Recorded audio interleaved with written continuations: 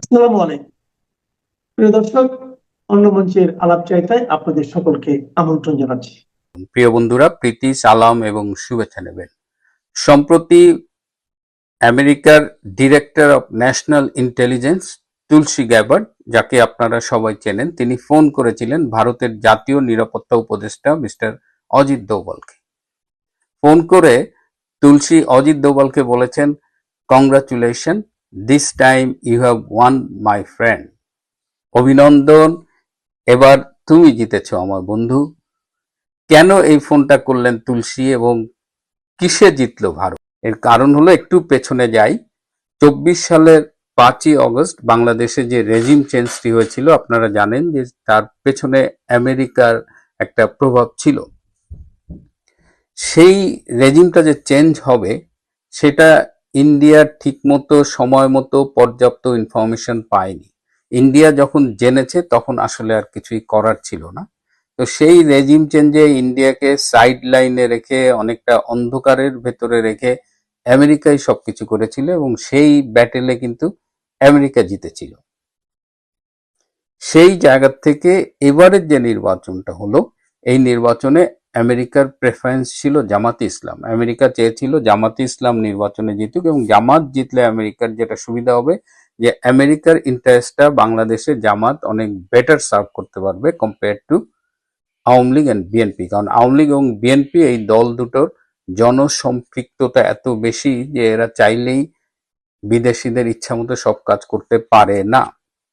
সেই দৃষ্টিকোণ থেকে আমেরিকা যখন জামাতকে চাইছিল, এবং আপনারা খেয়াল করেছেন যে তারেক রহমানের বাংলাদেশে আসতে কিন্তু ক্রমশ দেরি হয়ে যাচ্ছিল, এবং একটা পর্যায়ে ট্রেসি অ্যান্ড জ্যাকবসন, যিনি আমেরিকার চার্জ d'affaires ছিলেন দূতাবাসের, সেই ট্রেসি কিন্তু, তারেক রহমান যখন বলেছিল আসবে কিনা, ট্রেসি বলেছিল নট নাও, আরেকটু পরে।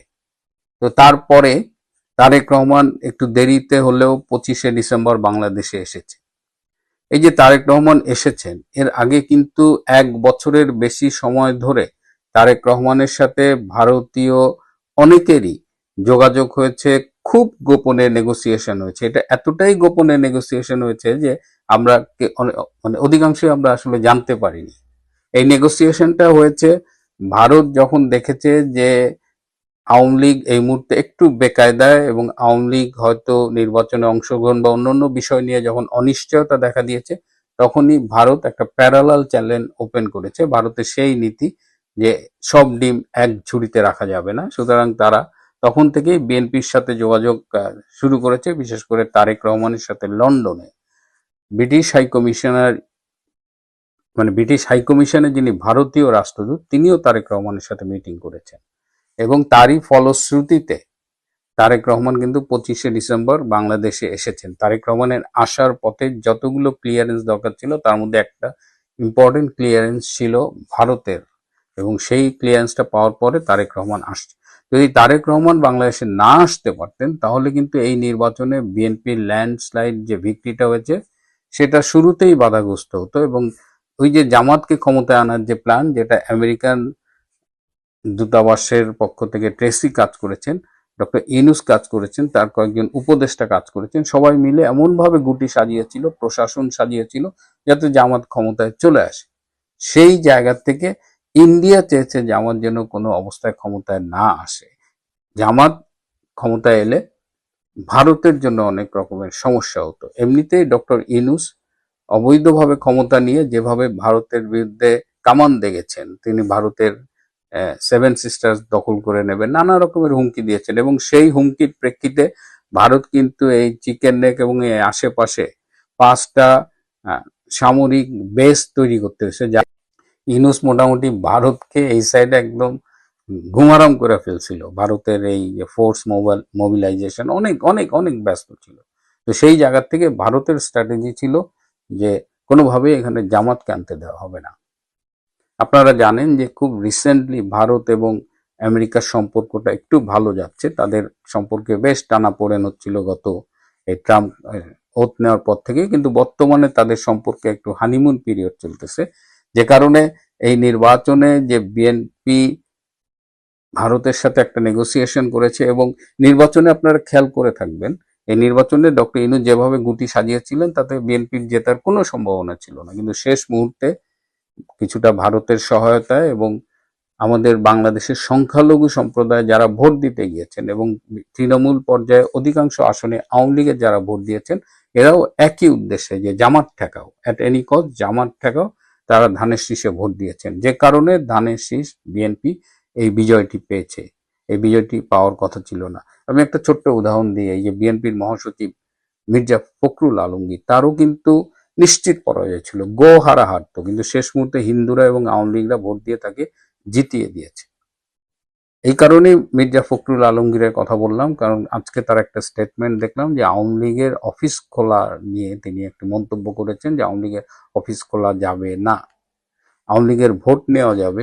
গো হারা এবং একটা পার্টির মহাসচিব হারলে কি লজ্জার বিষয় হতো, সেখান থেকে তিনি জিততে পারবেন, তখন তার আপত্তি নাই, কিন্তু আওয়ামী লীগের অফিস খুললেই তার সমস্যা। এটি খুবই একটা বেদনাদায়ক একটা স্টেটমেন্ট তার কাছ থেকে। গত 18 মাস যে ইউনূস এই যে অবৈধ ক্ষমতায় ছিল, এই সময়টা ইউনূস কিন্তু বিএনপিকে ভীষণ অপমান করেছে, চাপের মধ্যে রেখেছে। ইভেন আলী রেয়াজ বিভিন্ন মিটিং এ যেভাবে ধমকাধমকি করেছে, বিএনপি অনেকটা মাটি কামড়ে পড়েছিল এবং তারা শুধু এই নির্বাচনটার জন্য অপেক্ষা করেছে, নির্বাচনী ফলের জন্য অপেক্ষা করেছে।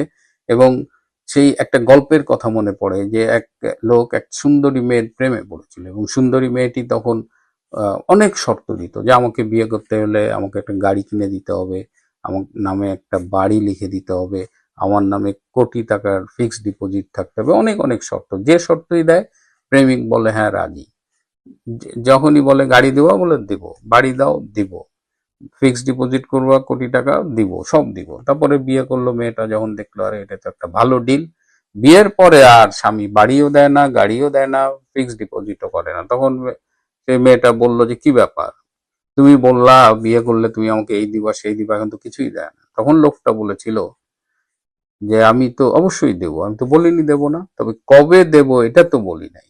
তো বিএনপি সেরকম, যে নির্বাচনের আগে ডক্টর ইউনূস, আলী রিয়াজ লাস্টে যা বলছে সব হ্যাঁ হ্যাঁ হ্যাঁ, গণভোট হ্যাঁ, জুলাই সনদ হ্যাঁ, এইটা হ্যাঁ, সেইটা হ্যাঁ, কিন্তু বিএনপি ঠিকই জানতো যে একবার যদি ক্ষমতা আসতে পারে তাহলে এইগুলো, এই সংবিধান বিরোধী এসব তারা কোনো কিছুই অ্যালাউ করবে না, এবং আজকে সেটা আপনারা দেখছেন। ভেস্তে গেছে ইরান যুক্তরাষ্ট্রের ইসলামাবাদ বৈঠক, যাকে আন্তর্জাতিক বিশ্লেষকরা বলছেন ভূ রাজনৈতিক ভূমিকম্প। সে ভূমিকম্পের আবার শুরু হয়ে গেছে যখন ডোনাল্ড ট্রাম্পের ঘোষণা অনুযায়ী ইরানের বন্দরগুলো অবরোধ করা শুরু করেছে মার্কিন সামরিক বাহিনী। এখন অপেক্ষা তার চেয়ে বড় ভূমিকম্পের, যেটির ঘোষণা দিয়ে রেখেছে ইরান। তারা বলেছে ট্রাম্প ইরানের বন্দরগুলো অবরোধ করলে তারাও পারস্য উপসাগরের সব বন্দর শেষ করে দিবে। ওদিকে আসল খেলোয়াড় নেতানিয়াহু বলেই দিয়েছেন যুদ্ধবিরতির নড়বড় হয়ে গেছে, যে কোনো সময় আক্রমণ চালাবে ইরানে। তাতে বসে থাকবে না ইরান আর লেবাননের হুতিরা, তারা দিবে পাল্টা জবাব। নতুন করে যুদ্ধ আর সংঘাত শুরু হওয়ার দুশ্চিন্তা যত না ইরান কিংবা যুক্তরাষ্ট্র বা ইসরায়েলের, তার চেয়ে অনেক বেশি আতঙ্ক ভর করেছে বাংলাদেশের মতো দেশগুলোর, যাদের তেল আর জ্বালানির জন্য নির্ভর করতে হচ্ছে মধ্যপ্রাচ্যের দেশগুলোর উপর, বিশেষ করে হরমুজ প্রণালীর উপর। এখন মার্কিনী অবরোধে হরমুজ প্রণালীতে যদি ঢোকা না যায়, তাহলে বিশ্বের 20 ভাগ তেলের সরবরাহ যদি তাতে বন্ধ হয়ে যায়, সেটিকে বিশ্লেষকরা দেখছেন ভূ রাজনৈতিক ভূমিকম্প হিসেবে। বাংলাদেশে শুধু তেল বা গ্যাসের সমস্যা নাই, বাড়ছে বড় মৌসুমের সময় সেচের সমস্যাও। যদিও পাকিস্তানি সাংবাদিক হামিদ মির এখনো আশার আলো দেখছেন, কিন্তু নেতানিয়াহুর নতুন হুঙ্কারে অনেকেই কোনো আশা দেখছেন না। 2026 সালের 11 এবং 12 এপ্রিল ইসলামাবাদের সেরেনা হোটেলে যে আলোচনা অনুষ্ঠিত হয়েছিল তা ছিল 1979 সালের ইসলামী বিপ্লবের পর ইরান ও মার্কিন যুক্তরাষ্ট্রের মধ্যে সবচেয়ে উচ্চ পর্যায়ের সরাসরি সম্পৃক্ততা। মার্কিন প্রতিনিধি দলের নেতৃত্বে ছিলেন ভাইস প্রেসিডেন্ট জেডি ভ্যান্স, আর ইরানি দলের পক্ষ থেকে আলোচনায় নেতৃত্ব দেন পার্লামেন্টের স্পিকার মোহাম্মদ বাগের গালিফ এবং পররাষ্ট্রমন্ত্রী আব্বাস আরাগচি। পাকিস্তানের প্রধানমন্ত্রী শাহবাজ শরীফ এবং সেনা প্রধান জেনারেল আসিম মুনির এই আলোচনায় মধ্যস্থতাকারীর ভূমিকা পালন করেন। 21 ঘন্টার এই নিরবিচ্ছিন্ন আলোচনায় উভয় পক্ষই বেশ কিছু সংবেদনশীল বিষয়ে একমত হওয়ার কাছাকাছি পৌঁছেছিল বলে গুঞ্জন উঠেছিল। এমনকি ইরানি পররাষ্ট্রমন্ত্রী আব্বাস আরাগচি মন্তব্য করেছিলেন, একটি ব্রেক থ্রু সমঝোতা কেবল কয়েক ইঞ্চি দূরে ছিল। কিন্তু শেষ মুহূর্তে মার্কিন প্রশাসনের পক্ষ থেকে আনা কিছু ম্যাক্সিমালিস্ট বা চরমপন্থী দাবি এবং ইরানের পক্ষ থেকে সার্বভৌমত্বের প্রশ্নে আপোষহীন অবস্থানের কারণে পুরো প্রক্রিয়াটি ধসে পড়ে। শেষ পর্যন্ত সমঝোতা বৈঠকটি কোনো চুক্তি ছাড়াই ভেস্তে যাওয়ায় বিশ্লেষকরা এটাকে দেখছেন এই দশকের বৃহত্তম কূটনৈতিক ব্যর্থতা হিসেবে। বিশ্লেষকরা মনে করেন মার্কিন যুক্তরাষ্ট্র এই আলোচনার টেবিলে কতগুলো শর্ত বা রেড লাইন স্থাপন করেছিল যা ইরানের জন্য মেনে নেওয়া প্রায় অসম্ভব ছিল। বিশেষ করে ট্রাম্প প্রশাসনের পক্ষ থেকে পারমাণবিক কর্মসূচি পুরোপুরি বন্ধ করা এবং ইতিমধ্যে সমৃদ্ধ করা ইউরেনিয়াম মার্কিন নিয়ন্ত্রণে ছেড়ে দেওয়ার দাবিটি ছিল সবচেয়ে বড় বাধা। যুক্তরাষ্ট্রের ভাইস প্রেসিডেন্ট জেডি ভ্যান্স আলোচনার সমাপ্তি ঘোষণা করে বলেন, যুক্তরাষ্ট্র তাদের সর্বোত্তম এবং চূড়ান্ত অফার দিয়েছিল, কিন্তু ইরান তা গ্রহণ করতে অস্বীকৃতি জানিয়েছে।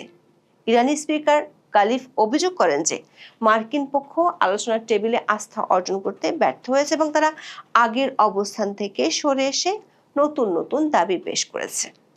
আলোচনা ব্যর্থ হওয়ার পরপরই দুই পক্ষ থেকে পরস্পর বিরোধী এবং তীক্ষ্ণ বিবৃতি আসতে শুরু করেছে।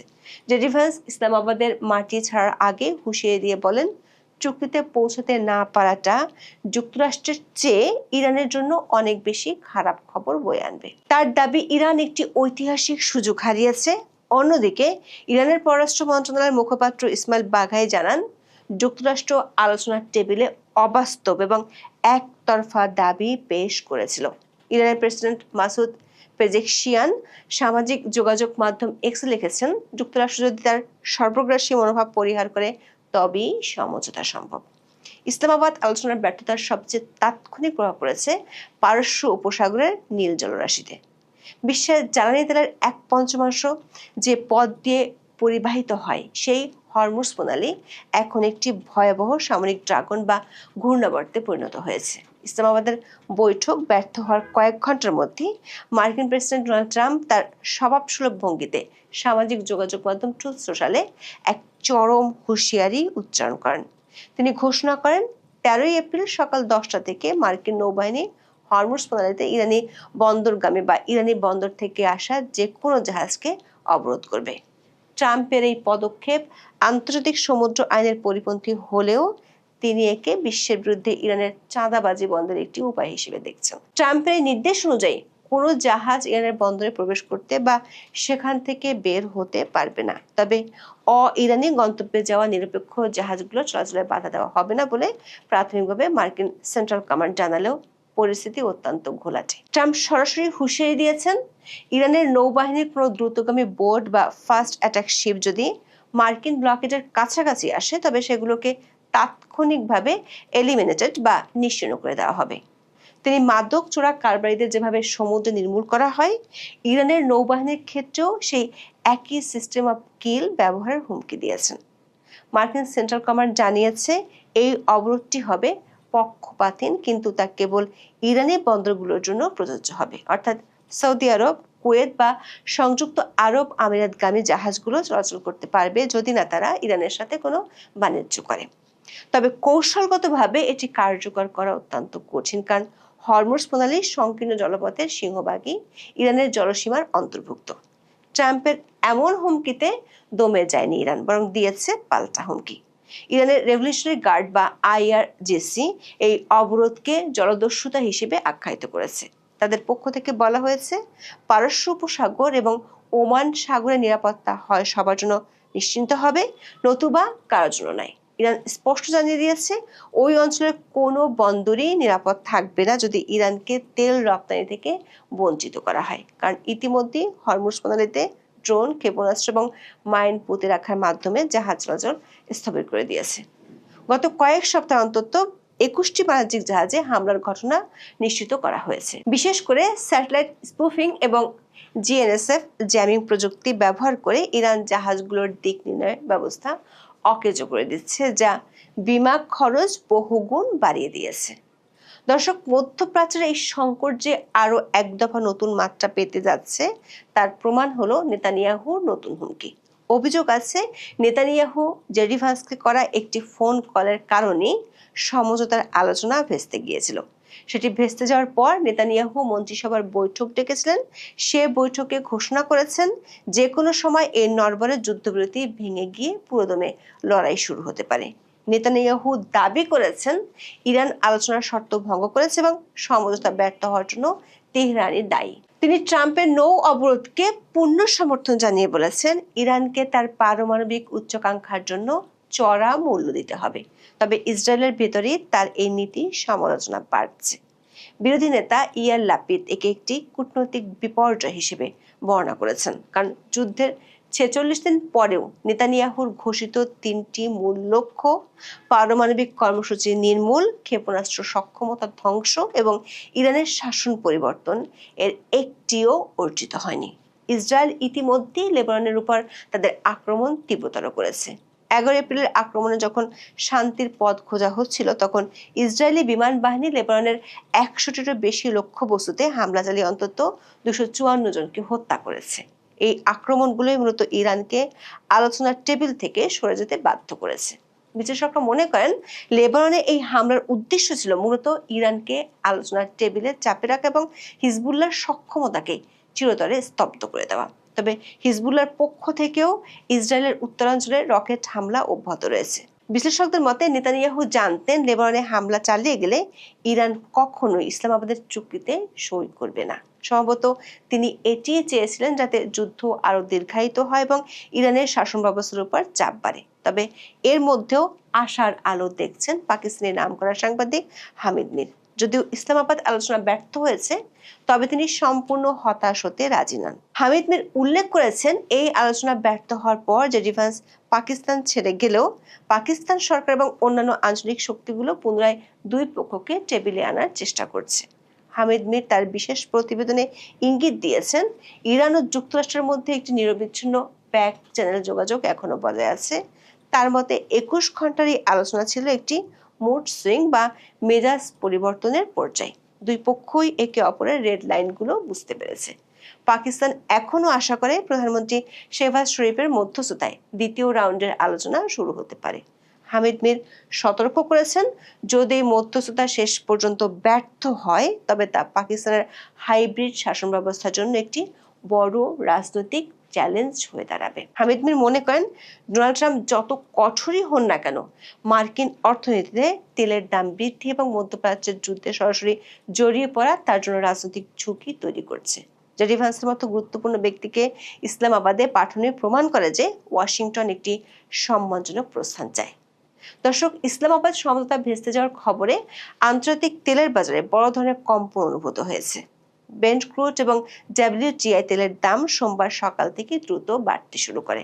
আন্তর্জাতিক জ্বালানি সংস্থা সতর্ক করেছে বর্তমান পরিস্থিতি 1970 দশকের তেল সংকটের চেয়েও বেশি গুরুতর হতে পারে। বিশেষজ্ঞরা সতর্ক করেছেন যদি ইরান ও যুক্তরাষ্ট্র দুই পক্ষের নৌ অবরোধ দীর্ঘস্থায়ী হয় তবে তেলের দাম ব্যারেলে $126 ছাড়িয়ে যেতে পারে, যা বিশ্বজুড়ে অসহনীয় মূল্যস্ফীতি ঘটাবে। এই মূল্য বৃদ্ধির ফলে চীন ও ভারতের মতো বড় আমদানিকারক দেশগুলো তাদের কৌশলগত রিজার্ভ থেকে তেল ব্যবহার করতে শুরু করেছে, কিন্তু বাংলাদেশের মতো দেশ যাদেরকে হয় রাশিয়া, না হয় ভারত কিংবা ইরান, সৌদি আরবের উপর নির্ভর করতে হচ্ছে, তারা কি করবে? 95% জ্বালানি আমদানি নির্ভর বাংলাদেশের অর্থনীতি এখন এক ভয়াবহ চাপের মুখে। ঢাকা সহ দেশের সব জেলায় পেট্রোল পাম্পগুলোর সামনে লম্বা সারি বলে দিচ্ছে সংকট কতটা ভয়াবহ। বাংলাদেশ পেট্রোলিয়াম কর্পোরেশনের সাম্প্রতিক প্রতিবেদন অনুযায়ী দেশের ডিজেল মজুদ এখন এক সংকটজনক পর্যায়ে পৌঁছেছে। এপ্রিলের প্রথম সপ্তাহে বাংলাদেশে ডিজেলের মজুদ ছিল মাত্র 1,33,000 থেকে 1,53,000 টনের মতো, যা দিয়ে মাত্র 10 থেকে 12 দিনের স্বাভাবিক চাহিদা মেটানো সম্ভব। অর্থনীতিবিদ জাহিদ হোসেন এই পরিস্থিতিকে একটি ভূমিকম্পের সাথে তুলনা করেছেন। তার মতে তেলের দাম বাড়লে পরিবহন খরচ বেড়ে যাচ্ছে, যা সরাসরি নিত্যপণ্যের বাজারে আঘাত হানছে। ডিজেলের সংকট শেষ মৌসুমে বাংলাদেশের জন্য নিয়ে আসছে আরও এক ভয়াবহ গভীর সংকট। বাংলাদেশের অর্থনীতির মূল স্তম্ভ কৃষি এখন এক চরম ঝুঁকির মুখে। এপ্রিল মাসে বোরো ধান চাষের জন্য অত্যন্ত সংবেদনশীল সময়, যখন ধানের শীষ বের হতে শুরু করে এবং জমিতে প্রচুর পানির প্রয়োজন হয়। বর্তমানে বোরো ধানের গ্রেন ফরমেশন বা ধান পাকার অত্যন্ত গুরুত্বপূর্ণ সময় চলছে। এই সময় যদি জমিতে পর্যাপ্ত জল না থাকে তবে ধানের দানা অপুষ্ট থাকবে এবং ফলন অর্ধেকের নিচে নেমে যেতে পারে। বাংলাদেশের কৃষি সম্প্রসারণ অধিদপ্তর জানিয়েছে, দেশে বোরো চাষের প্রায় ৬২ থেকে ৬৫% এলাকা ডিজেল চালিত সেচ পাম্পের উপর নির্ভরশীল। রংপুর, রাজশাহী এবং উত্তরাঞ্চলের ১৬টি জেলায় ডিজেলের তীব্র অভাব দেখা দিয়েছে। কৃষকরা পাম্প চালানোর জন্য প্রয়োজনীয় ডিজেল পাচ্ছেন না। খুচরা বাজারে ডিজেলের দাম লিটার প্রতি ১২০ টাকা থেকে ২৫০ টাকা পর্যন্ত চাওয়া হচ্ছে, যা সরকারি মূল্যের চেয়ে অনেক বেশি। অনেক পাম্প ম্যানেজার প্লাস্টিকের বোতলে তেল দিতে অস্বীকার করছেন, যা প্রান্তিক কৃষকদের জন্য সেচ কার্যক্রমকে অসম্ভব করে তুলেছে। কৃষিবিদের মতে এই মুহূর্তে যদি অন্তত ১৫ দিন নিয়মিত সেচ নিশ্চিত করা না যায় তবে বোরো ধানের উৎপাদন ৫০% পর্যন্ত কমে যেতে পারে। এর অর্থ হলো দেশের প্রায় অর্ধেক খাদ্যশস্য উৎপাদন ব্যাহত হওয়া। জ্বালানি সংকটের আরেকটি পার্শ্ব প্রতিক্রিয়া হলো প্রাকৃতিক গ্যাসের তীব্র অভাব। দেশে বর্তমানে ৫টি সার কারখানার মধ্যে ৪টি বন্ধ রয়েছে, কারণ সরকার সার কারখানা থেকে গ্যাস সরিয়ে বিদ্যুৎ উৎপাদনে সরবরাহ করছে। ফলে বাজারে সারের দাম বাড়ছে এবং আমদানিকৃত সারের ক্ষেত্রেও লজিস্টিক সমস্যার কারণে সময় মতো সরবরাহ নিশ্চিত করা যাচ্ছে না। দর্শক, ইসলামাবাদের সমঝোতা ব্যর্থতা কেবল একটি সংবাদপত্রের শিরোনাম নয়, বরং এটি একটি পরিবর্তনের ইঙ্গিত। তেহরান বা ওয়াশিংটনের রাজনৈতিক ইগো যখন আলোচনার টেবিলের সংঘর্ষে লিপ্ত হয়, তার মাসুল দিতে হয় বাংলাদেশের রংপুরের একজন কৃষককে, যার পাম্প ডিজেলের অভাবে বন্ধ হয়ে যাচ্ছে। নেতানিয়াহুর কঠোর সামরিক অবস্থান এবং ট্রাম্পের নৌ অবরোধের হুমকি বিশ্বকে এক নতুন শীতল যুদ্ধের দিকে নিয়ে যাচ্ছে, যা যে কোনো সময় উষ্ণ যুদ্ধে রূপ নিতে পারে। তবে হামিদ মীরের মতো আশাবাদীরা এখনো বিশ্বাস করেন, যখন অস্ত্রের গর্জন স্তমিত হবে এবং পকেটের টান অনুভব হবে, তখন আবারও ইসলামাবাদের মতো কোনো এক টেবিলে বিবাদমান পক্ষগুলোকে বসতে হবে। আপাতত বিশ্ববাসীর দৃষ্টি এখন হরমুজ প্রণালীর নীল জলরাশির দিকে, যেখানে মার্কিন ডিস্ট্রয়ার এবং ইরানি স্পিডবোটগুলো একে অপরের মুখোমুখি দাঁড়িয়ে আছে। এই সংকটের সমাধান কেবল কূটনীতি নিহিত, কিন্তু সেই কূটনীতির চাবিকাঠি এখন রণহুঙ্কারের নিচে চাপা পড়ে গেছে। বাংলাদেশের মতো দেশগুলোর জন্য সামনের দিনগুলো হবে অত্যন্ত কঠিন, যেখানে প্রতিটি লিটার ডিজেল এবং প্রতি কেজি চাল এক একটি যুদ্ধের সমতুল্য হয়ে দাঁড়াবে। 7.62 মিলিমিটার গুলির সূত্র ধরে বাংলাদেশ সেনাবাহিনীর আর্টিলারি ডিভিশনের একজন অবসরপ্রাপ্ত লেফটেন্যান্ট কর্নেল এবং সেই অধরা বুলেট, এলুসিভ বুলেটস, এরকম হতে পারে। ভারতের স্বনামধন্য গণমাধ্যম নর্থ ইস্ট নিউজ ধারাবাহিকভাবে এই অনুসন্ধানী প্রতিবেদনটি প্রকাশ করছে। সিনিয়র সাংবাদিক, political and economic analyst mister Enayet Kabir এটি লিখছেন। গতকালই আপনাদের বলেছি, এই প্রতিবেদনে উপস্থাপিত তথ্যগুলো খুবই গুরুত্বপূর্ণ। যদিও অনেকটা অভিযোগ আকারেই এগুলো উত্থাপিত হচ্ছে, অনুসন্ধানী প্রতিবেদনে তারা এগুলো তুলে আনছেন, তার ভিত্তিতে আমি কথাগুলো বলছি। আমার লক্ষ্য একটি, এই অভিযোগগুলো খতিয়ে দেখা এবং এর সত্যাসত্য নির্ধারণ করা। অনেক সম্মানিত দর্শক আমার আগের করা কন্টেন্ট দুটি দেখেছেন, কেউ কেউ আরো তথ্য ইনপুট দিয়েছেন কমেন্ট সেকশনে, অনেকে প্রশংসা করেছেন, আবার কতিপয় দর্শক অসন্তোষ বা দ্বিমত প্রকাশ করেছেন। কেউ কেউ যুক্তিতর্ক ছাড়াই অশোভন ভাষায় আক্রমণ করেছেন। যাক, সে প্রসঙ্গ। বিনয়ের সঙ্গে বলি, গত 40 বছরে, মানে 40 বছর বললাম, আমি কোনো রাজনৈতিক দলের সঙ্গে জড়িত ছিলাম এমন প্রমাণ কেউ দিতে পারলে কথা দিচ্ছি আমি কখনোই আর পলিটিক্যাল কন্টেন্টই করব না। হ্যাঁ, একটা জিনিস আমি স্বীকার করছি, কথায়, বলায়, উপস্থাপনে আমার ভুল হতে পারে, তবে কোনো বদমতলব কাজ করে না। হতে পারে সেটা আমার স্রেফ অজ্ঞতার কারণে বা বোকামির কারণে। তো যা বলছিলাম, যে আমার দেওয়া বা আমার উপস্থাপিত তথ্য আপনার ভালো না লাগতেই পারে। আপনি আপনার জানা তথ্য চাইলে আমার সঙ্গে শেয়ার করতে পারেন, সেটি নিয়েও আমি কাজ করতে পারি, নয়তো আমাকে টোটালি স্কিপ করতে পারেন। এটি নিয়ে আসলে মানে অশোভন ব্যবহার, শব্দ প্রয়োগ, বাক্য প্রয়োগ এগুলি করা আসলে ঠিক নয়। প্রতিটি কন্টেন্টে আমি সরকার, প্রশাসন, সংশ্লিষ্ট কর্তৃপক্ষের কাছে আবেদন করি, অনুরোধ করি, উত্থাপিত বক্তব্য ঘিরে কোনো দ্বিমত থাকলে সেটা জানাতে। কিংবা আমার উপস্থাপিত তথ্যে যদি কোনো ভুল থাকে সেটা শুধরে দিতে, যাতে গুজব ডালপালা বিস্তার না করে। এ থেকে কি বোঝা গেল? বোঝা গেল যে এটাই যে আমি আসলে কারো প্রতিপক্ষ নই, আমাকে প্রতিপক্ষ বানিয়ে কারো লাভও নেই। যতক্ষণ সুস্থ আছি প্রশ্ন করব, কারণ এটাই আমার কাজ। 2024-এর গণ আন্দোলন নিয়ে আমাদের দেশে এখনো নানান রকমের বয়ান শোনা যায়, কারণ আমাদের রাজনীতির ধরনটাই এমন। আমি আমার মতো, আপনি আপনার মতো, আরেকজন আরেকজনের মতো। এই কারণেই আমি সব সময় বলি, ওই ঘটনার সত্য নির্ধারণ জরুরি, সত্যটা জানা জরুরি, ইতিহাসের স্বার্থে, আগামীর পথ চলার স্বার্থে। আপনারা নিশ্চয়ই স্বীকার করবেন, জুলাই আন্দোলনের অন্যতম ইস্যু যদি বলি 7.62 মিলিমিটার বুলেট, 7.62 মিলিমিটারের গুলি, যা বাংলাদেশ পুলিশের অস্ত্রাগারেই নেই, যা ইম্পোর্টও করা হয় না। সেই গুলিতেই 24-এর জুলাই আগস্টে ঢাকার রাজপথে মানুষ মারা গেছেন। প্রশ্ন উঠেছিল এই গুলি এলো কোথা থেকে।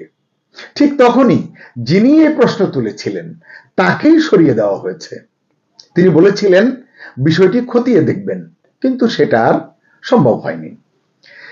কিন্তু আমরা জানি না কেউ কি আসলে এই যে তিনি খতিয়ে দেখতে চেয়েছিলেন, এরপরে তার জায়গায় যিনি এসেছেন তিনিও কি করতে চেয়েছিলেন কিনা, যদিও তিনি এটি নিয়ে কোনো কথা কখনো বলেননি।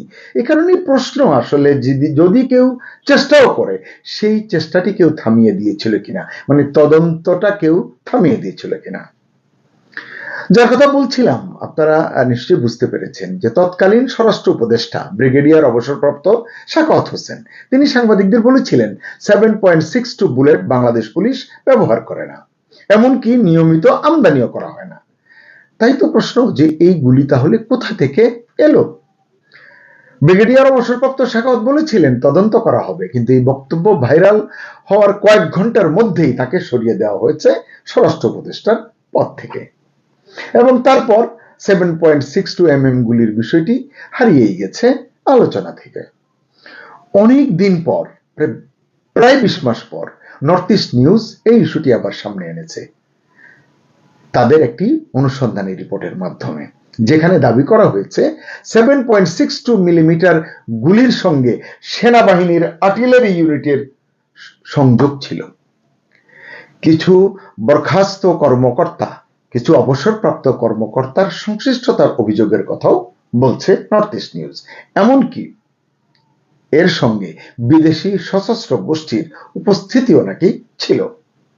সুপ্রিয় দর্শক, ধরে নিন এর সবই অভিযোগ, কিন্তু প্রশ্ন হচ্ছে এত বড় অভিযোগ, এত বড় হত্যাকাণ্ড ঘটে গেল দেশের মধ্যে, শান্তিতে নোবেল বিজয়ী ইউনূস আরো কিছু শিক্ষিত দেশি বিদেশি মানুষ নিয়ে 18 মাস সরকার পরিচালনা করে গেলেন, কিন্তু এই বিষয়টির কোনো সুরাহা করলেন না, কোনো টু শব্দ করলেন না, কোনো তদন্ত করলেন না। এর কারণ কি?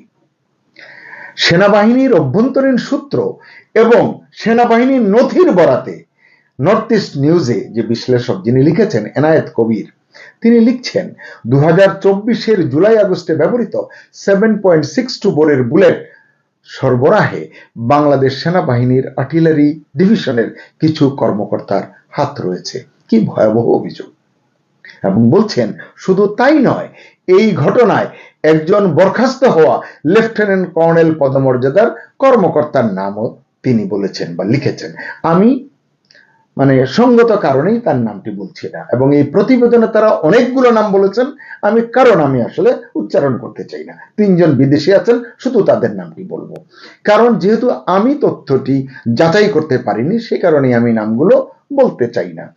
ইস্যুটি উত্থাপন করলাম, সংশ্লিষ্টরা যদি এটি তদন্ত করেন এবং তারা যদি সদাশয় হয়ে চিন্তা করেন যে না, এটি আমরা সত্যটা বের করব, তাহলে হয়তো আমার এই কন্টেন্ট করাটা সফল হবে, সার্থক হবে। এই প্রতিবেদনে স্পষ্ট ভাষায় অভিযোগ করা হয়েছে ওই কর্মকর্তা, ওই যে লেফটেন্যান্ট কর্নেল বরখাস্ত হওয়া যে কর্মকর্তা, বলছেন যে ওই কর্মকর্তা উলফা, আসামের যে উলফা এবং MSCN IM এর মতো ভারতীয় বিচ্ছিন্নতাবাদী গোষ্ঠী এবং হরকাতুল জিহাদ ও হিজবুত তাহরীরের মতো বাংলাদেশি জঙ্গি সংগঠনের প্রশিক্ষক হিসেবে কাজ করতেন। কে? ওই লেফটেন্যান্ট কর্নেল বরখাস্ত হওয়া কর্মকর্তা। এই কারণে সামরিক আদালতে তার কোর্ট মার্শালও হয়েছিল, তাকে সাজাও দেয়া হয়েছিল, এবং তা এটা নিয়ে র্যাব তদন্ত করেছে। সেই তদন্তে ভারতীয় বিচ্ছিন্নতাবাদী গোষ্ঠী এবং হরকাতুল জিহাদের সঙ্গে ওই কর্মকর্তার গভীর সংযোগ প্রমাণিত হওয়ায় তাকে বরখাস্ত করা হয়েছে। 4 বছরের কিছু সময় বেশি তাকে সশ্রম কারাদণ্ডে দণ্ডিত করা হয়েছিল। তার সহযোগী এক লেফটেন্যান্ট কর্নেল এবং মেজর পদমর্যাদার কর্মকর্তাকেও ওই সময় বরখাস্ত করা হয়েছিল। পাকিস্তানের গোয়েন্দা সংস্থা আইএসআই এর সঙ্গেও ঘনিষ্ঠ সম্পর্কের অভিযোগ রয়েছে ওই কর্মকর্তার বিরুদ্ধে এবং তার সঙ্গে যারা ছিলেন তাদের বিরুদ্ধে। তার সাথে আরো কয়েকজন মিলে পার্বত্য চট্টগ্রামের ইউপিডিএফ এবং জেএসএস এর মতো স্থানীয় বিচ্ছিন্নতাবাদী গোষ্ঠীগুলোর সঙ্গে ভারতীয় বিচ্ছিন্নতাবাদী গোষ্ঠীগুলোর সংযোগ স্থাপনেও সহায়তা করতেন এই কর্মকর্তারা। অবশ্য একজন সাবেক শীর্ষ সেনা কর্মকর্তার সহায়তায়, নাম জানি কিন্তু বললাম না, সাজা শেষ হওয়ার আগেই মুক্তি পেয়ে যান ওই কর্মকর্তা, লেফটেন্যান্ট কর্নেল পদমর্যাদার কর্মকর্তা। এ সময় তাকে সহায়তা করার জন্য জেনারেল এবং লেফটেন্যান্ট জেনারেল পদমর্যাদার 2 সিনিয়র কর্মকর্তাকেও অভিযুক্ত করা হয়। 2023 ডিসেম্বর থেকে শেখ হাসিনার মানে তৎকালীন প্রধানমন্ত্রী শেখ হাসিনার সরকারকে উৎখাত করার পরিকল্পনার অংশ হিসেবে ওই কর্মকর্তা, ওই জেনারেল এবং লেফটেন্যান্ট জেনারেল এবং আরো কিছু সমমনা অবসরপ্রাপ্ত ও কর্মরত সামরিক কর্মকর্তা মিলে যে কিছু বিশেষ কাজ করেছিলেন সেই অভিযোগটিও এই অনুসন্ধানী প্রতিবেদনে তুলে আনা হয়েছে। আবারও বলছি, তারা বলছেন সেনাবাহিনীর গোয়েন্দা সূত্র এবং গোয়েন্দা নথির বরাতে তারা এই প্রতিবেদনটি করেছেন। 2024 জুলাই আগস্টের আন্দোলন চলাকালেও আর্টিলারির এক ব্রিগেডিয়ার এবং ডিজিএফআই এ কর্মরত এক ব্রিগেডিয়ারের সাথে ঘনিষ্ঠ যোগাযোগ রক্ষা করছিলেন ওই কর্মকর্তা। 2024 5 আগস্টের পর এদের প্রত্যেকেই, মানে যাদের কথা বললাম, অন্তর্বর্তী সরকার বা এখন যে সরকার আসছে এই সরকারগুলোর সঙ্গে তারা ঘনিষ্ঠ হওয়ার চেষ্টা করছেন বলে অভিযোগ হিসেবে তুলে আনা হয়েছে এই প্রতিবেদনে, এবং বলা হচ্ছে কেউ কেউ গুরুত্বপূর্ণ কাজে অংশ নিয়েছেন এমনটিও জানিয়েছে নর্থ ইস্ট নিউজ। অথচ বরখাস্ত সামরিক কর্মকর্তারা কিভাবে প্রাণঘাতী অস্ত্র সংগ্রহ করেছিলেন তা গোয়েন্দা সংস্থাগুলোর জানার কথা এবং প্রকাশ করার কথা। আমাদের গোয়েন্দা সংস্থাকে আমরা এত নিকম্মা বা এত বোকা মনে করি না, কিন্তু তা সত্ত্বেও তারা এটি প্রকাশ করেনি। দর্শক, এতক্ষণ বেশ কটি অভিযোগের কথা শুনলাম।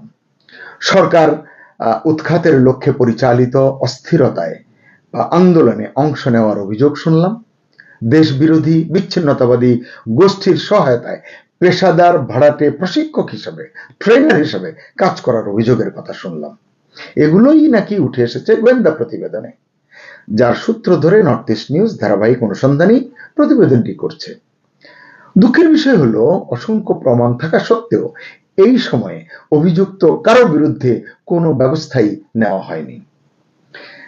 নর্থ ইস্টের প্রতিবেদনে বলা হয়েছে 2024 16 জুলাই থেকে 4 আগস্টের মধ্যে ঢাকায় নিহতদের বেশিরভাগই স্নাইপার রাইফেলে ব্যবহৃত 7.62 মিলিমিটার ক্যালিবারের গুলিতে মারা গেছেন, এবং এই ধরনের অস্ত্র সাধারণত সেনাবাহিনীর আর্টিলারি বিভাগ ব্যবহার করে থাকে। এর আগেও এই কথাটি আর 2 বার উচ্চারণ করেছে। নর্থ ইস্টের মতে প্রাপ্ত প্রমাণ আরো ইঙ্গিত দেয়, কি দেয়? ওই সময় পুলিশ হত্যায় বিদেশি ভাড়াটে বিচ্ছিন্নতাবাদীরাও জড়িত ছিল। বিদেশি ভাড়াটে বিচ্ছিন্নতাবাদীরাও জড়িত ছিল। তো যদি তাই হয় তাহলে এই বিদেশি ভাড়াটে বিচ্ছিন্নতাবাদীদের বাঁচানোর জন্য কেন অন্তর্বর্তী সরকার, কেন বর্তমান নির্বাচিত সরকার দায় মুক্তির চিন্তা করছে, কোন ধরনের মামলা মোকদ্দমা করবে না? আমার কাছে বিষয়টি পরিষ্কার নয়। এবং আরো বলা হচ্ছে এর মধ্যে মার্কিন নিরাপত্তা সংস্থাগুলোর সাথে গোপনে যোগাযোগ রক্ষাকারী অন্তত 3 জন আমেরিকান, একজনের নাম ম্যাথিউ ভেন্ডাই, আরেকজন টেরেন্স আরবিল জ্যাকসন।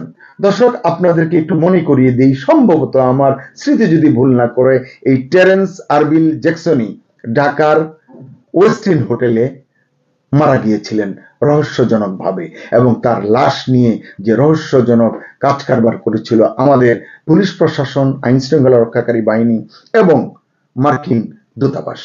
এটি নিয়ে আমরা কন্টেন্ট করেছি, অনেকেই করেছেন, গণমাধ্যমেও এসেছে, সোশ্যাল মিডিয়ায় তো ছিলই, আপনারা জানেন। সেই টেরেন্স আরবিল জ্যাকসনের কথা বলা হচ্ছে, 3 জনের মধ্যে একজন, এবং তৃতীয় জন হচ্ছেন রিচার্ড ড্যানিয়েল রোমান। তারা নাকি ওই সময় বাংলাদেশে উপস্থিত ছিলেন, এটি লিখছে নর্থ ইস্ট নিউজ।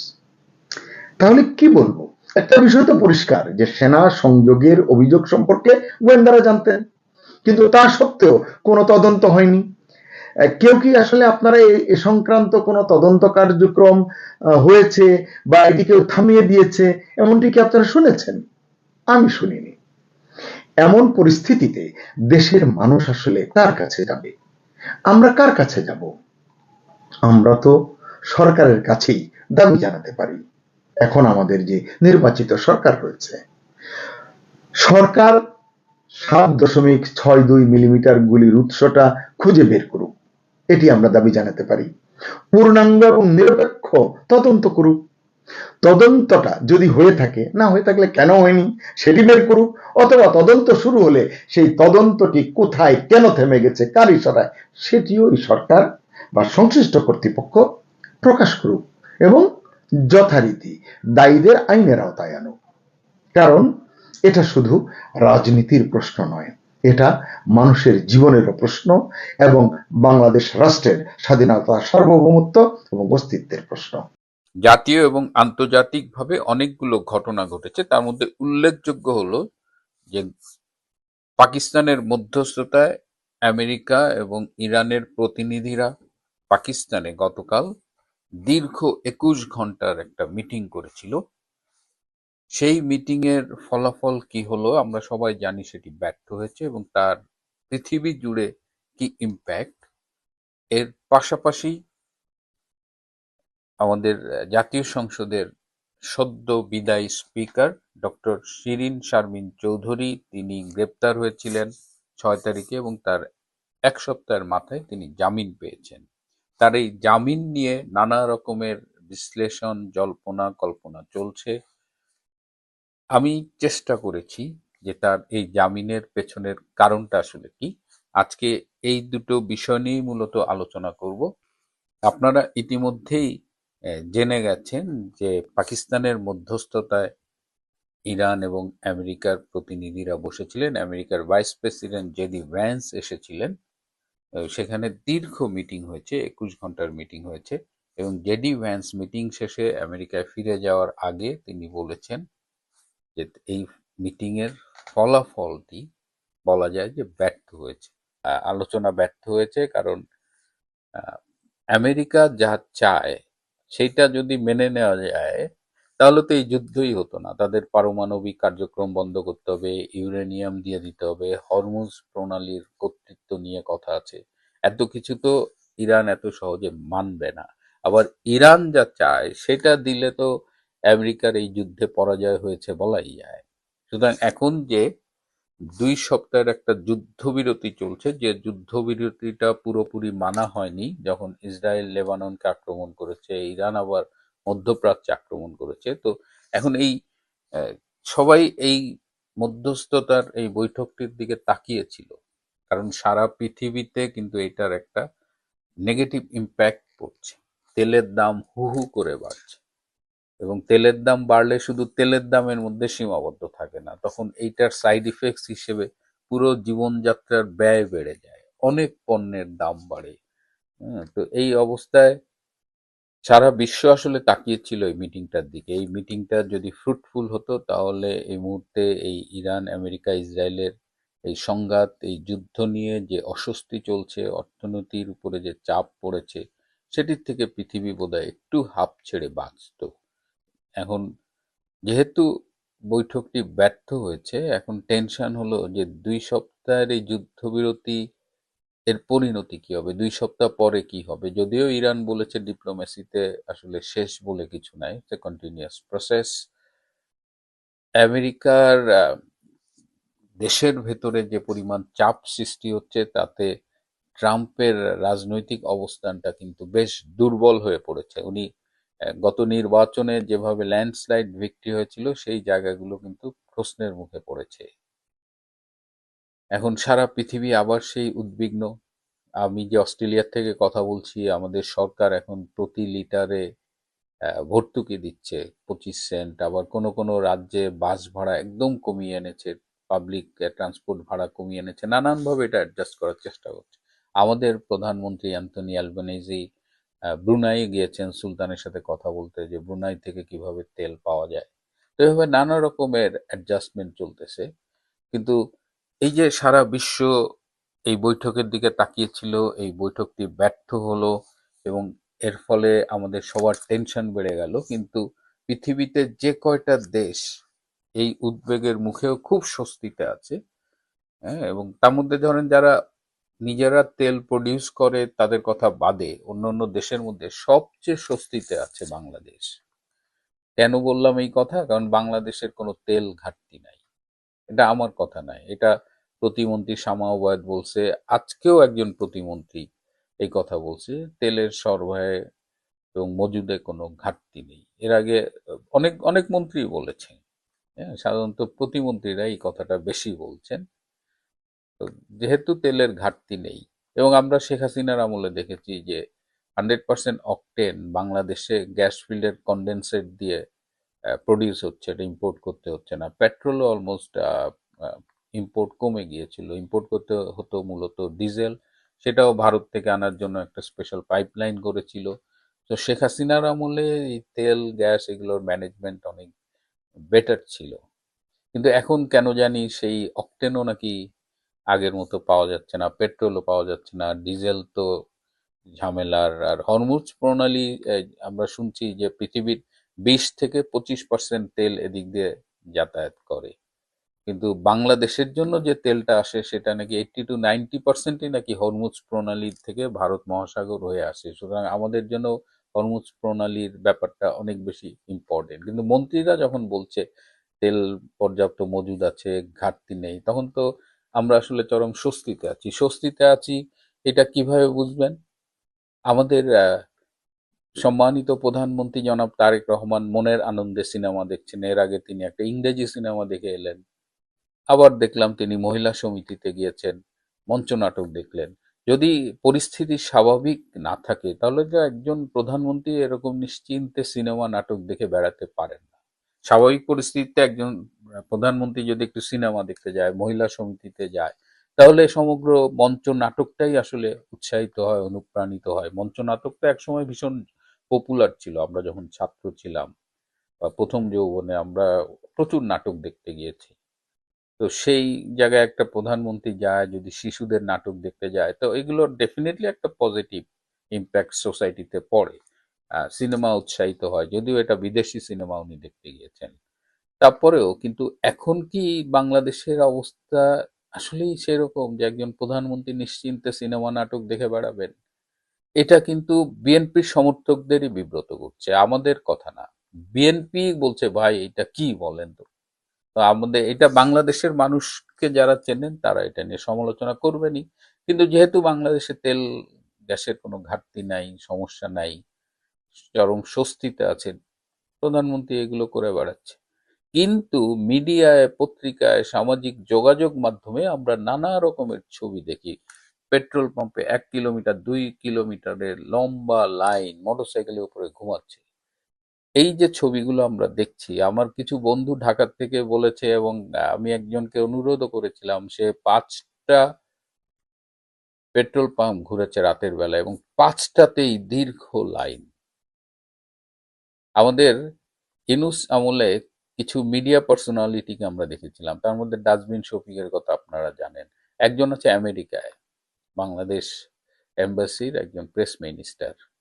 তিনি আবিষ্কার করেছেন যে আমরা পত্রিকায় এবং সামাজিক যোগাযোগ মাধ্যমে যে ছবিগুলো দেখি, এই যে মোটরসাইকেলের উপরে ঘুমাচ্ছে, এই যে লম্বা মানে লাইন পড়ছে, এই সবই নাকি আর্টিফিশিয়াল ইন্টেলিজেন্স জেনারেটেড। বাংলাদেশে নাকি কোনো তেলের সমস্যা নাই। তো বাংলাদেশে তেলের সমস্যা নাই, প্রধানমন্ত্রী ঘুরে বেড়াচ্ছেন, তো আমরা তো নিশ্চয়ই ভালো আছি। সারা পৃথিবী উদ্বিগ্ন, আমার অস্ট্রেলিয়া উদ্বিগ্ন, আমেরিকা উদ্বিগ্ন, কানাডায় তেলের দাম বাড়ছে, সব জায়গায় তেলের দাম বাড়ছে, কিন্তু বাংলাদেশ এখন নাকে তেল দিয়ে মৌজ করে বেড়াচ্ছে, উইচ ইজ ফাইন। এবং যারা এই অপপ্রচারগুলো করছে, এই ছবিগুলো ছাপাচ্ছে, এগুলো সব আর্টিফিশিয়াল ইন্টেলিজেন্স দিয়ে করা। মানে দালাল আমি অনেক দেখছি, বয়স তো কম হলো না, কিন্তু এই লেভেলের দালাল, এই লেভেলের মিথ্যেবাদী আমার মনে হয় এই জীবনে খুব একটা দেখিনি। যাই হোক, বাংলাদেশ স্বস্তিতে থাকলে আমাদের সবারই ভালো লাগার কথা। পর্যাপ্ত তেল গ্যাস আছে, আপনারা টেনশন করবেন না। কিন্তু এর মধ্যে টেনশন যেটা নিয়ে হচ্ছে সেটা হলো জাতীয় সংসদের সদ্য বিদায়ী স্পিকার ডক্টর শিরীন শারমিন চৌধুরী গতকাল জামিনে মুক্তি পেয়েছেন, এবং তার জামিনে মুক্তি পাওয়ার পর থেকেই সামাজিক যোগাযোগ মাধ্যমে ব্যাপক আলোচনা হচ্ছে যে তাহলে কি রিফাইন্ড আওয়ামী লীগের গঠন কি ফাইনাল হয়ে গেল, ডক্টর শিরীন এবং সাবের চৌধুরীকে নিয়েই কি নতুন রিফাইন্ড আওয়ামী লীগ গঠিত হচ্ছে কিনা। এবং এটা নিয়ে অনেকে আবার বলছেন যে এটা কি রাজনীতির নতুন কোনো খেলা কিনা, পট পরিবর্তনের আভাস কিনা। আমি ডক্টর শিরীন শারমিনকে নিয়ে ঠিক উনি গ্রেপ্তার হওয়ার পরে আমি আরেকটি এপিসোড আগে করেছিলাম, 1 সপ্তাহ আগে, আপনারা সেটা শুনে দেখতে পারেন। এত জল্পনা কল্পনা ঠিক আছে, ইটস ফাইন, অ্যানালিসিস থাকা ভালো, কিন্তু আমি আপনাদের সত্যটা জানাতে চাই যে গত 1.5 বছর ইউনূসের আমলে তিনি একটা বাহিনীর কেয়ারপে সেফ হোমে বন্দী ছিলেন। আমি জানতাম তিনি গুলশানে ছিলেন, কিন্তু আরেকটি সূত্র বলছে তিনি মহাখালী বা বাড়িধারা কোনো একটা ডিওএইচএস এর একটা এই বাহিনীর সেফ হাউসে এক ধরনের বন্দী ছিলেন, যেটাকে আমরা বলি গুম ছিলেন। এবং গত নভেম্বর থেকে তার সাথে আওয়ামী লীগ হাইকমান্ড এবং তার আত্মীয় স্বজনের যোগাযোগ সম্পূর্ণ বন্ধ হয়ে গিয়েছিল। তিনি কিন্তু গুম থাকলেও তার টেলিফোনে কিছু যোগাযোগ তিনি করতে পারতেন সীমিত আকারে, কিন্তু সব ধরনের যোগাযোগ বন্ধ হয়ে যাওয়ার পরে আওয়ামী লীগের হাইকমান্ড থেকে উদ্বেগ প্রকাশ করা হয় যে তবে কি ডক্টর শিরীন চৌধুরীকে গুম করা হলো কিনা, তাকে হত্যা করা হলো কিনা। এবং এই কনসার্নটা কয়েকটা দেশকেও জানানো হয়, বিদেশে একটা ইম্পর্টেন্ট ফ্যাক্টর যারা আছে বাংলাদেশের রাজনীতির ব্যাপারে তাদের জানানো হয় যে ডক্টর শিরীন শারমিনকে খুঁজে পাওয়া যাচ্ছে না। এবং আপনারা জানেন যে আমি আগেও বলেছি, গত নভেম্বরে ডক্টর খলিল যখন ভারতে যায় তখন ভারত থেকে ডক্টর খলিলকে জিজ্ঞেস করা হয়েছিল যে ডক্টর শিরীন শারমিন কোথায়। ডক্টর খলিল সেদিন জবাব দিতে পারেনি। এবার 7 তারিখে ডক্টর খলিল ভারতে গেছেন, 6 তারিখে ডক্টর শিরীনকে গ্রেপ্তার দেখানো হয়েছে। এই গ্রেপ্তারটা মানে 6 তারিখেই কেন, এটা কাকতালীয় নয়, যাতে ডক্টর খলিলের আনসারটা দিতে সুবিধা হয় যে শি ইজ ইন জেল নাও। কিন্তু যাদের কেয়ারপে ডক্টর শিরীন গুম ছিলেন 18 মাস, সেই বাহিনীর ভেতরে অনেক পরিবর্তন হয়েছে ইউনূস চলে যাওয়ার পরে, এবং তারা মনে করেছে যে এইভাবে একজন স্পিকারকে গুম করে রাখার কোনো মানে হয় না। এবং তারা সরকারের সাথেও যোগাযোগ করেছে এবং সরকারও বলেছে যে এইভাবে তাকে আর সেফ হাউসে বন্দি করে গুম করে রাখার প্রয়োজন নেই। সুতরাং সব মিলিয়ে তাকে স্বাভাবিক জীবনে আনার জন্য এই গ্রেপ্তার নাটকটা খুব দরকার ছিল। যেহেতু তাকে আনঅফিসিয়ালি গুম করা হয়েছে, সুতরাং তাকে কোর্টে প্রডিউস করে তাকে এক নাটক সাজানো হয়েছে, সেই নাটকের মাধ্যমে তাকে গ্রেপ্তার করা হয়েছে এবং 1 সপ্তাহের মধ্যে তাকে জামিন দিয়ে দেওয়া হয়েছে। এটা পুরো প্রি প্ল্যান্ড। এবং এই ডক্টর শিরীনকে গ্রেপ্তারের পরে কিন্তু একটা ক্ষোভ দেখা দিয়েছে সাধারণ মানুষের মধ্যে, জাতীয় পর্যায়ে, আন্তর্জাতিক পর্যায়ে। সেটিও সরকারের জন্য ভালো ছিল না। তো সব মিলিয়ে তাকে জামিন দিয়ে এই চ্যাপ্টারটা ক্লোজ করা হলো। এবং এই জামিন দেওয়ার মধ্য দিয়ে যে ফিসফাসটা হচ্ছে, যে গুঞ্জনটা হচ্ছে, এই যে রিফাইন্ড আওয়ামী লীগ, ডক্টর শিরীনকে অনেকভাবে প্রেশারাইজ করা হয়েছে, কিন্তু তিনি কোনো চাপের কাছে নতি স্বীকার করেননি, এটা আমি আগেও বলেছি। এবং সাবের হোসেন চৌধুরীও এই রিফাইন্ড আওয়ামী লীগের কোনো প্রজেক্টের সাথে নিজেকে জড়াতে চাননি, এবং এই দুটা খুব ক্লিয়ার করে দেওয়া হয়েছে। কিন্তু এই 1 সপ্তাহের এই গ্রেপ্তার, এই পুরা বিষয়টায় যে বোনাস প্রাপ্তি হলো সরকারের, যে এখন আওয়ামী লীগের লোকজনই বলছে তাহলে কি শেখ হাসিনাকে মাইনাস করে রিফাইন্ড আওয়ামী লীগ করবে। এবং তারা দেখলাম যে রিফাইন্ড আওয়ামী লীগ হয়েই যাচ্ছে, এবং সেই প্রসঙ্গে কেউ কেউ ডক্টর শিরীনের বিরুদ্ধেও কথাবার্তা বলছে। কিন্তু এই ধরনের কোনো বিষয় নেই। এই রিফাইন্ড আওয়ামী লীগ এগুলো সম্ভব না। আর রিফাইন্ড আওয়ামী লীগ করা যাবে না এমন কিছু নাই, এরকম দুই একটা ফাউল পাওয়া যেতে পারে, কিন্তু এই ডক্টর শিরিন, সাবের হোসেন চৌধুরী বা কেন্দ্রীয় আওয়ামী লীগের গুরুত্বপূর্ণ নেতা কাউকেই পাওয়া যাবে না। আওয়ামী লীগ একটা বিষয়ে ঐক্যবদ্ধ, দ্যাট ইজ শেখ হাসিনা। শেখ হাসিনার নেতৃত্বটা, এটা নিয়ে আওয়ামী লীগের কোনো কথা নেই। যদি কেউ কখনো শেখ হাসিনার বাইরে যেতে চায় তো ইজ গন ফর এভার আর কি। এটা এখানে রিফাইন্ড আওয়ামী লীগ বলেন, পিওর আওয়ামী লীগ বলেন, তৃণমূল আওয়ামী লীগ বলেন, এইগুলো এগুলো সব মানে অপ্রয়োজনীয় প্রজেক্ট। আমি জানি না সরকার যেহেতু ফুরফুরে মুডে আছে, নাটক সিনেমা নিয়ে আছে, তারা এরকম একটা নিশ্চিত ব্যর্থ প্রকল্পে হাত দেবে কিনা। তবে আওয়ামী লীগের যারা আছেন, যারা আমার শো দেখেন, তাদের জন্য আমি বলতে পারি যে ডক্টর শিরিনের নেতৃত্বে রিফাইন্ড আওয়ামী লীগ করার কোনো কারণ নেই, বরং গুম করে রাখা হয়েছিল। সেই গুম থেকে তাকে স্বাভাবিক জীবনে ফিরিয়ে আনার জন্য এটা খুব দরকার ছিল, এবং সেই হিসেবেই ডক্টর শিরিনকে জামিন দেওয়া হয়েছে।